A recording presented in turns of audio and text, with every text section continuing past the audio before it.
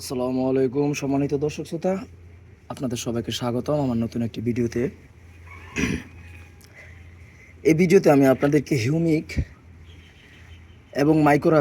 Acid এবং মাইক্রোরাজার জন্ম এবং কাজ সম্পর্কে জানাবো। এখানে দেখেন আমার কাছে শুধুমাত্র হিউমিক অ্যাসিড আছে, এটার নাম হচ্ছে হিউমিক কিং। হিউমিক অ্যাসিড আছে, এটা আমি কাটছি, সিজার দিয়ে কাটছি। কাটার পর এগুলো বের হয়েছে। এগুলো হচ্ছে লিওনার্ডাইটটা হচ্ছে লিগনাইট থেকে বের হয়, যে কয়লা, জ্বালানি কয়লা, ও কয়লা থেকে সামান্য আকারে বের হয় লিওনার্ডাইটটা। এগুলো সামান্য আকারে বের হয়, এগুলো জ্বলে না, এগুলা অকার্যকর না, এগুলো বিভিন্ন কাজে লাগায় এবং কৃষিকাজে তো আমরা এটা জানি। কিন্তু লিওনার্ডাইট যে আমরা ব্যবহার করি এটা আমরা জানি না, আমরা জানি হিউমিক অ্যাসিড হিসাবে। আমি হিউমিক অ্যাসিডটার কথাটা শেষ করি আগে। এটা লিওনার্ডাইটটা কম জ্বলার কারণে এটা ওই জায়গা থেকে আনার পর কোন কোন জায়গায় হিউমিক অ্যাসিড পাওয়া যায় ওইটা আমি আগে বলে দিই। ওইটা নদী নালা খাল বিলের যে কালো কাদাটা আছে ওইটা হিউমিক অ্যাসিডের মাটিটা, এবং যেই জঙ্গল পাহাড় পর্বতের ভিতরে কালো মাটিটা পাওয়া যায়, পাতা পচে পচে হাজার বছর শত বছর ধরে পচে যে জিনিসটা তৈরি হয় কালো মাটিটা, ওইটা হিউমিক অ্যাসিড, ওইটা ফেলভিক অ্যাসিড, হিউমিক অ্যাসিড দুটোটাই পাওয়া যায়। এগুলা গাছের জন্য অনেক উপকার, এগুলা পাওয়া যায়। সো এই লিওনার্ডাইট যেটা, এটা ওই জায়গা থেকে আনার পর এটার সাথে কিছু জিনিস মিক্স করা হয়, প্রধানত অ্যামিনো অ্যাসিড মিক্স করে, ফেলভিক অ্যাসিড মিক্স করে, তারপর মাইক্রোনিউট্রিয়েন্ট কিছু মিক্স করে, তারপর আপনার পটাশিয়াম হাইড্রোক্সাইড, পটাশিয়াম হিউমেট এটা ব্যবহার করে। এটা ব্যবহার করার কারণ আছে, পটাশিয়ামটা ব্যবহার করার কারণ আছে, মানে সব কিছুরই কারণ আছে। আমি আপনাদেরকে বলতেছি এগুলো ব্যবহার করার কারণ কি। আর এর আগে বলে নেই যে এটা এইভাবে আমরা যেহেতু আমরা কলা যেমন কালো, এটাও কালো, কিন্তু এটা গোল গোল কী কারণে করে, যেহেতু এটা পাউডার হিসাবে আসার কথা, কারণ এত কিছু মিক্স করতেছে, গোল গোল হিসাবে তো আসার কথা না, গোল গোল কেন আসে। এখন ওইটা প্রথম পাউডার করা হয়, লিওনার্ডাইটটা পাউডার করার পর বা ওই যারা কাদা থেকে এবং বিভিন্ন জায়গা থেকে আনে ওগুলো একসাথে মিক্স করার পর হিউমিক অ্যাসিডের পরিমাণটা ঠিকঠাক থাকে। কিন্তু মানে আমি বলতেছিলাম যে ওই জায়গা থেকে সব জায়গা থেকে এত অল্প অল্প আনার পর এত পরিমাণে বাজারে এত পরিমাণে পাওয়া যায় কি, এই যে দেখেন এখানে 500 গ্রাম বলতে আর কি, 500 গ্রাম 1 কেজি, আধা কেজি, 500 গ্রাম বলতে আধা কেজি এটা। কিন্তু ওই দোকানে আমি গেছি অনেক হিউমিক অ্যাসিড। শুধু একটা দোকান না, বাংলাদেশ এবং পুরো পৃথিবীতে অনেক জায়গায় এগুলো আছে। এতগুলা কিভাবে আসে? আর লিওনার্ডাইট পুরোটা তো আর ফালায় দেয় না, কিছুটা ওরা রাইখা দেয় অন্য অন্য কাজের জন্য। এটা এখানে এত কিছু গুঁড়া করার পর, সব কিছু গুঁড়া করার পরে যেগুলা বললাম, পটাশিয়াম যা যা আছে এগুলা, ফলভিক অ্যাসিড, অ্যামিনো অ্যাসিড, এগুলা মিক্স করার পর জৈব যে ধরনের কেঁচো সার অথবা ভার্মি কম্পোস্ট অথবা কেঁচো কেঁচো কেঁচো সার যেটা, ওটা দিয়ে ভার্মি কম্পোস্ট মানে জৈব সার, যেটা কিচেন কম্পোস্ট বলে, ভার্মি কম্পোস্ট, কিচেন কম্পোস্ট এবং কাউডাং, শুকনা গোবর, মানে ওইটাকে মিক্স করার পর এই এমন হয়, গোবর কম মিক্স করে, কিন্তু গোবর মিক্স করলে বাদামি কালার হয়, আমি বাদামি কালার দেখছি, বাদামি কালার হয়। এই যে এটা এখন কালো কালারে আছে, ওই ভার্মি কম্পোস্টের সাথে এটা এইভাবে এই প্রক্রিয়া আনে ওরা, এরকম গোল গোল করে আনে। এখন বাজারে আরেকটা পাওয়া যায় সাদা হিউমিক অ্যাসিড বা হিউমিক যেটাই বলেন সাদা, ওইটা শক্তি প্লাস না, এই শিকড় প্লাস বলে। শিকড় প্লাসটা কিরকম, আমরা যখন ছোট ছিলাম শক্তি প্লাস খাইয়া মারামারি করতে যাইয়া বড় ভাইদের সাথে মার খেয়ে আসতাম।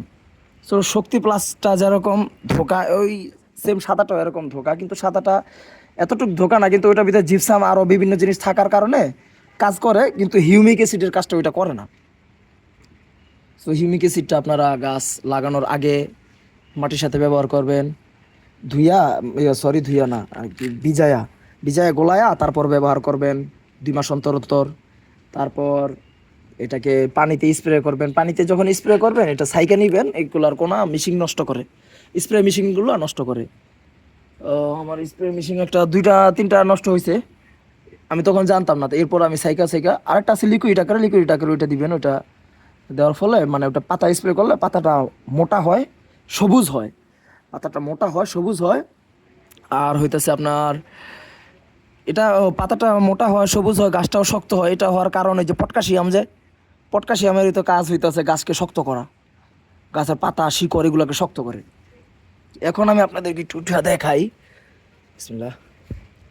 এখন প্রচুর পরিমাণে বৃষ্টি, হ্যাঁ, বৃষ্টির পর আমি এগুলো ব্যবহার করব, এই হিউমিক অ্যাসিড ব্যবহার করার আগে সার ব্যবহার করবো। এগুলো কি কারণে ব্যবহার করব, মাটি দিয়ে যত সারগুলো ছিল সব কিছু ধুয়ে নিয়ে গেছে। এই যে দেখেন এই পানি দিয়ে সব কিছু ধুয়ে নিয়ে গেছে, এই যে শিকড় বের হয়ে গেছে, মাটি ঢাবায়া ফেলছে। এখন মাটিতে আমার কিছু নাই, মাটি শক্ত, ধীরে ধীরে শক্ত হয়ে, যখন রোদ আসবে মাটিটা অনেক শক্ত হয়ে যাবে। এর আগে এই যেই আপনারা দেখতে পারতেছেন এই টপ টপ না, ছোট বাচ্চাদের মেনিপোকোপাই আর কি, এটা হইতেছে মেনিপোকোপাই আর কি, ডায়পার আমার মনে থাকে না, এটা ডায়পার। ওই আর কি অ্যাড দেয় একটা টিভিতে, মেনিপোকোপাই, আমি এটা বললাম। সো আমি এগুলোতে লাগাইছি, আরও বিভিন্ন জিনিস আমি যেটা পাই ওইটার ভিতরে লাগাই। সো এখান থেকে যখন ওই মাটিতে চলে গেছে, সরি পানি দিয়ে চলে গেছে, তখন মাটিতে কিছু নাই, আমি কররা একটা সার ব্যবহার করি। ওইটা হইতাছে আপনাদেরকে যদি দেখাই, এটা হইতাছে কবুতরের বিষ্ঠা। কবুতরের বিষটা লাল, আপনারা জানেন ওই ইট খায় এই কারণে লাল। আর এটা হইতেছে গোবর। এটা গোবরটা ধীরে কাজ করে, কিন্তু কবুতর এবং মুরগির বিষটা অনেক দ্রুত কাজ করে। আমাদের এখানে গোবর দেখতে পারবেন, অনেক গোবর এখানে। যদি আমি আপনাদের একটু জুম করে দেখাই, কই গেল, এই যে দেখেন এখানে প্রচুর পরিমাণে গোবর আছে। এই যে দেখেন অনেক গোবর, এখানে পুরোটার ভিতরে গোবর। কিন্তু এগুলা সব গাছ টাইনা টাইনা নিতে পারবো না, এই কারণে আমার ব্যবহার করতে হইব হিউমিক অ্যাসিড যদি আমি ব্যবহার করি গাছ শিকড়ের মাধ্যমে এগুলা টাইনা সবগুলা মানে গাছ, এটা আপনি ব্যবহার করলে মাটির ক্ষমতা বৃদ্ধি পায় এবং গাছের ক্ষমতা এবং শিকড়ের ক্ষমতা বৃদ্ধি পায়। পাতা স্প্রে করলে পাতার ক্ষমতা বৃদ্ধি পায়। হিউমিক অ্যাসিড আসলে অনেক ভালো মাইক্রোরাজা থেকে। আর মাইক্রোরাজা এমন একটা রাজা, যে রাজা রানে নেই। আপনি হিউমিক অ্যাসিড যে কোনো সার এবং ফাঙ্গিসাইডের সাথে স্প্রে করতে পারবেন, কিন্তু মাইক্রোরাজা কোনো ফাঙ্গিসাইড অথবা সারের সাথে, রাসায়নিক সারের সাথে ব্যবহার করতে পারবেন না। জৈব সারের সাথে ব্যবহার করতে পারবেন, আর এই যে মাইক্রোরাজাটার কথা হইতাছে, এই এখানে আপনারা বড় বড় জলজ এবং কিছু স্যাঁতস্যাঁতে জায়গার ভিতরে এক ধরনের স্যাঁতস্যাঁত জায়গা ছাড়া ওটা বোঝা যায় না আর কি। স্যাঁতস্যাঁত জায়গার ভিতর থেকে ওরা যখন কিছু দিয়া খোঁড়াই করে বা কোদাল দিয়া মাটিটা একটু উপরের দিকে তোলে, মাকড়সার জালের মতো এক ধরনের ছত্রাক দেখা যায়। ওটা হইতাছে স্পাইডারম্যানের যে জালটা একটু একটু মোটা হয়, কিন্তু মাকড়সা যেটা শুধু স্পাইডার, ওটা জালটা একটু চিকন হয়, ওটা দেখা যায় না। কিন্তু ওইটা স্পাইডারম্যানের জালটা একটু মোটা হয়, ওই মোটা জালের মতোই থাকে ওই ছত্রাকটা। সো ওই ছত্রাকটা মাইক্রোরাজা আর কি, যেটা ওই ছত্রাকটা কী করে ওই জায়গা থেকে নিয়ে ওরা ল্যাবরেটরিতে নিয়ে কাজ করে, তারপরে গ্রিন হাউস কালচার করে। কালচারের মাধ্যমে, এটা যেহেতু ছত্রাক, এটা কালচারের মাধ্যমে এটাকে বৃদ্ধি করে। কালচারের মাধ্যমে বৃদ্ধি করার পর এটাকে বিভিন্ন প্রক্রিয়া, এইটার ভিতরে ওই যা বললাম যে এরকম জিনিস অনেক কিছু মিক্স করে। ওটার ভিতরে ফসফরাসটা বেশি, মানে ফসফরাসটা বেশি টানার ক্ষমতা থাকে ওইটার ভিতরে জিপসাম ইউজ করা হয়। জিপসাম ইউজ করার পর এগুলাকে পাউডার এবং লিকুইড বিভিন্নভাবে আপনারা বাজারে দেখতে পারেন, সেগুলাই তৈরি হয়। আর ওইগুলো আমি ল্যাবে দেখছিলাম, মানে যে ধান অথবা ভুট্টা ঘাস এগুলোর ভিতরে ভালো হয়। যারা চাষি ভাই, আমাদের দেশে ইন্ডিয়াতে বিভিন্ন জায়গায় চাষি ভাইয়েরা বারবার চাষ করার কারণে ওই জায়গায় হিউমিক অ্যাসিড দিতে হয়। আর যদি ওনারা বারবার চাষ না করে, তাহলে যদি শুধুমাত্র যেই ধরনের পাতা পচা সার এবং মানে কাদা, যেটা এই কাদাটা যদি ওই জায়গা থেকে এই পুকুর থেকে বা খাল নদী পালা নালা এগুলা থেকে যদি তুলে ওই জায়গায় দিয়া তারপর চাষাবাদ করে, চাষাবাদ ঠিকঠাক থাকবে। যে স্পঞ্জটা হয়, মানে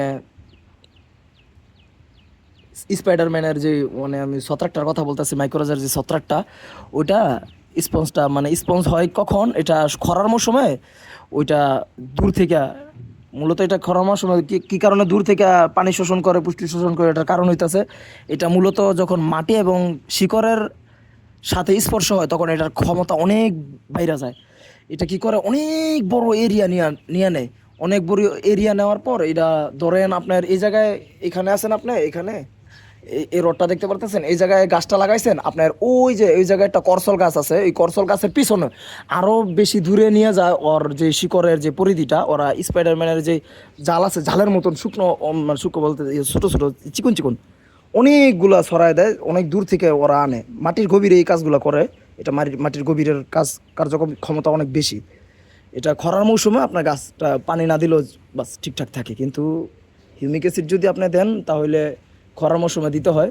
আর যদি মাইক্রোরাজা দেন খরার মৌসুমে দিতে হয় না, পানি দিতে হয় না, এটা অটোমেটিক্যালি কাজ করে। হিউমিক অ্যাসিড খরার মৌসুমে দিতে হয়, পানি মানি দিতে হয় হিউমিক অ্যাসিড যদি গাছে প্রয়োগ করেন। আর যদি মাইক্রোরাজা প্রয়োগ করেন তাহলে এটা দেওয়ার কোনো প্রয়োজন পড়ে না। আর আরেকটা কথা হইতেছে যে আপনারা যে মাইক্রোরাজাটা পাতা স্প্রে করা যায় না, এবং যদি এটা দেওয়ার নিয়ম হচ্ছে, এখন যদি আমি এইখানে এলডি বিউটি আছে, এই যে এখানে কায়াটা ইন্ডিয়া আছে, এখানে যদি আমি সার ব্যবহার করি, সার ব্যবহার করার পরে যে কোনো সার, জৈব সার ছাড়া যে কোনো রাসায়নিক সার যদি আমি ব্যবহার করি, ব্যবহার করার ফলে আমি এইখানে কোনো ধরনের ওই মাইক্রোরাজা দিতে পারবো না, পাউডার বা লিকুইড কোনোটাই দিতে পারবো না।